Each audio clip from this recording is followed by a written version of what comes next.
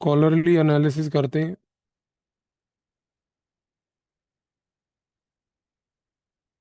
Theory of education, soul, philosopher king, justice और ideal state का, जो अभी तक थीम्स हमने पढ़ी हैं। यहाँ पर जूलियस अनस एक स्कॉलर है। इन्होंने एक बहुत इंपॉर्टेंट ऑब्जर्वेशन दिया है प्लेटो को लेके। खास करके उन्होंने कहा कि प्लेटो की जो थ्योरी ऑफ एजुकेशन है, ये एक ऑन्टोलॉजिकल प्रोजेक्ट है। ऑन्टोलॉजिकल प्रोजेक्ट का यहाँ पर क्या मतलब होता है? उन्होंने कहा कि ऑन्टोलॉजिकल प्रोजेक्ट का मतलब ये होता है कि ये किसी प्रकार से कोई पॉलिटिक्स नहीं कर रहा। ये कोई पॉलिटिकल प्रोजेक्ट नहीं है। ये एक, पहली बात तो, मॉरल प्रोजेक्ट है। ये ऑन्टोलॉजिकल इसलिए है क्योंकि इस प्रोजेक्ट के तहत वो चाहता है कि एक इनर हार्मनी सोसाइटी में बने। तो प्लेटो का, जूलियस अनस के हिसाब से, जो पूरा थॉट प्रोसेस है education, philosopher king, justice, ideal state का, वो क्या है? एक इनर हार्मनी को प्रमोट करना और इस इनर हार्मनी से जस्टिस को लाना। तो इस रीजन से उन्होंने क्या बोला? उन्होंने कहा कि प्लेटो के मुताबिक जो पॉलिटिक्स है और एथिक्स है, ये दोनों को एग्जिस्ट करते हैं। और को एग्जिस्ट कैसे करते हैं? As metaphysical projects. तो पॉलिटिक्स और एथिक्स सेपरेट नहीं की जा सकती। क्यों? क्योंकि प्लेटो की पूरी फिलॉसफी एक ऑन्टोलॉजिकल थॉट प्रोसेस है। ऑन्टोलॉजिकल थॉट प्रोसेस का मतलब ये है कि यहाँ पर वो एक पॉलिटिकल गोल अचीव करने के लिए नहीं, बल्कि एक मॉरल गोल अचीव करने के लिए आई है। और इस मॉरल गोल को अचीव करने के लिए प्लेटो क्या कर रहा है कि वो फोकस कर रहा है इनर हार्मनी पे। इनर हार्मनी पे फोकस करने से क्या हो रहा है? जस्टिस हो रहा है। तो आप एक एथिकल ऑब्जेक्टिव जो अचीव करना चाह रहे हैं, पॉलिटिकल ऑब्जेक्टिव जो अचीव करना चाह रहे हैं, उनको एक दूसरे से आइसोलेट और सेपरेट नहीं कर सकते। ये दोनों को एग्जिस्ट करते हैं। Is what basically Julia Annas is trying to say after analysing Plato. इसी तरीके से आप देखो कि यहाँ पर जब हम बात करते हैं रिचर्ड लुइस नेटलशिप की, तो उन्होंने एक और पॉइंट बोला है। उन्होंने कहा कि जो थ्योरी ऑफ एजुकेशन है प्लेटो की, वो जस्टिस को अचीव करने के लिए बनी है। और ये जो जस्टिस है, ये कोई रियल जस्टिस नहीं है, ये एक आइडिया है। इस पॉइंट को समझो। क्योंकि रियल जस्टिस होता है जो आप लॉज के थ्रू लीगली अचीव करते हो। पर यहाँ पर क्या हो रहा है? यहाँ पर नेटलशिप कह रहे हैं कि प्लेटो चाहते हैं कि एक ऐसा आइडिया मटेरियलाइज हो, जिस आइडिया के तहत सोसाइटी में एक कलेक्टिव ऑर्डर आए। और ये कलेक्टिव ऑर्डर कैसे होगा? वर्च्यू के बेसिस पे, आपकी एबिलिटी के बेसिस पे, आपके वर्च्यूज और आपकी एबिलिटी के बेसिस पे। इससे क्या होगा? इवेंचुअली सोसाइटी में ट्रूथ और गुडनेस प्रमोट होगी। तो नेटलशिप यहाँ पर क्या बोल रहे हैं कि अगर हमारे को सोसाइटी में ट्रूथ को, गुडनेस को प्रमोट करना है, तो हमें प्लेटो की थ्योरी ऑफ एजुकेशन को देखना है कि वो कोई रियल जस्टिस नहीं, बल्कि एक जस्टिस का आइडिया अचीव कर रही है। आइडिया का मतलब है कि वो एक ऐसा कलेक्टिव ऑर्डर मटेरियलाइज करवाना चाहती है, विजुअलाइज कर रही है, जिस कलेक्टिव ऑर्डर में वर्च्यू एक सेंटर पे है। और इस कलेक्टिव ऑर्डर में वर्च्यू यानी कि आपकी एबिलिटी, आपका काम करने का तरीका, इस प्रकार से सेंटर पे है कि ये आपको ट्रुथ और गुडनेस पे लेके जाता है। तो नेटलशिप का आइडिया उसी प्रकार से एक ऑन्टोलॉजिकल थॉट बोल रहा है, जो जूलिया अनस ने भी अभी बात बोली थी।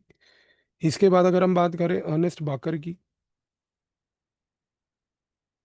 तो अर्नेस्ट बाकर ने क्या बात बोली? उन्होंने कहा कि भाई theory of education is link to moral development. ये तो प्लेटो ने खुद बात बोली थी कि थ्योरी ऑफ एजुकेशन जो है वो मॉरल डेवलपमेंट पे जाती है। इस चीज को अर्नेस्ट बाकर ने बोला कि दिस इज बेसिकली कॉल्ड पाइडिया।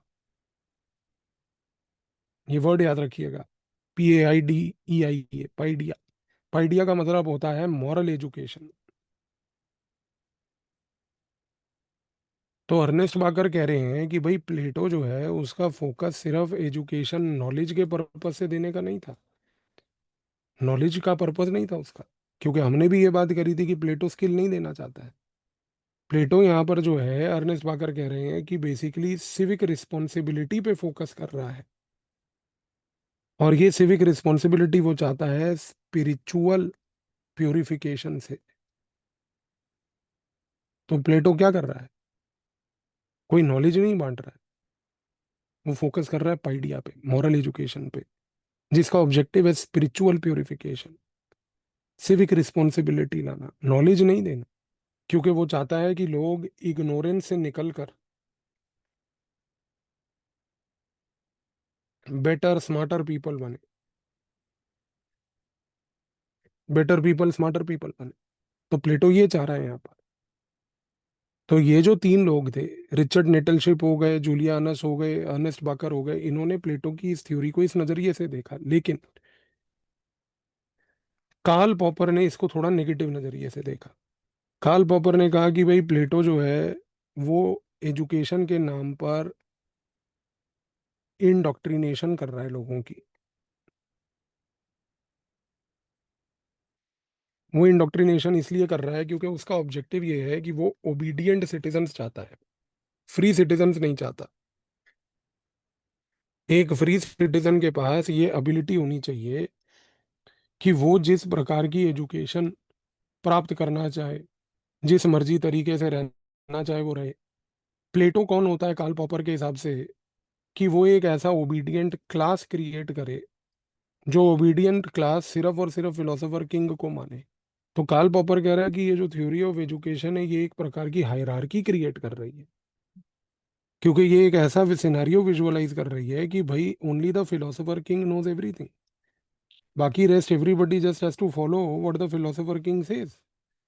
तो इस कॉन्टेक्स्ट में प्लेटो के थ्योरी ऑफ एजुकेशन को लेकर कार्ल पॉपर बहुत क्रिटिकल है, क्योंकि वो कहता है कि जब आप एक ऐसा एजुकेशन सिस्टम डिजाइन करते हो और उसको कहते हो कि ये एजुकेशन सिस्टम जस्टिस ला रहा है, ये जस्टिस नहीं ला रहा है, ये एक ओबीडियंट क्लास क्रिएट कर रहा है। इसीलिए उसने बोला कि ये एक इंडोक्ट्रिनेशन का तरीका है, और यही इंडोक्ट्रिनेशन अलग अलग स्थानों पर भी होती है।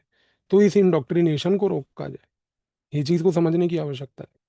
तो Karl Popper has been pretty critical about it. और सिमिलरली यहाँ पर अगर हम फेमिनिस्ट्स को देखें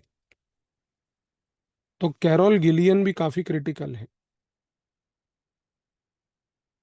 कैरोल गिलिगन क्या कहती हैं? वो ये कहती है कि भाई प्लेटो ये कहता है कि वुमन को एजुकेशन तब मिलेगी when they act like men. ये क्या मतलब हुआ सर? कि woman can only get education as per Plato if they act like men. भाई वो वुमन और मैन के बीच के जो अनाटमिकल और फिजियोलॉजिकल डिफरेंसेस हैं,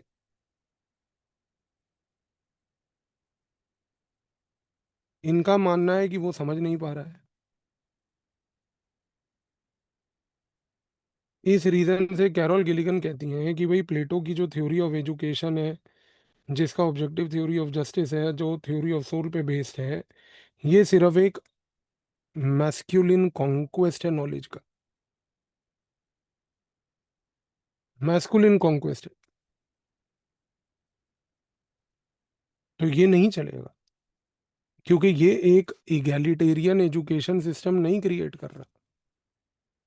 तो जब तक ये एक इगैलिटेरियन एजुकेशन सिस्टम नहीं क्रिएट करेगा तब तक ये चीज़ आगे नहीं बढ़ पाएगी। इस नज़रिए से फेमिनिस्ट इसको देख रही हैं। तो ये अब आपको अगर क्लियर हुआ हो, तो इसके बाद अब हम अपनी डिबेट को आने वाले क्लासेस में प्लेटो की अलग अलग थ्योरीज को लेकर अब और आगे बढ़ पाएंगे। पर जो प्लेटो की थ्योरी का पूरा एसेंस है, वो ये theory of state justice ideal state philosopher king है।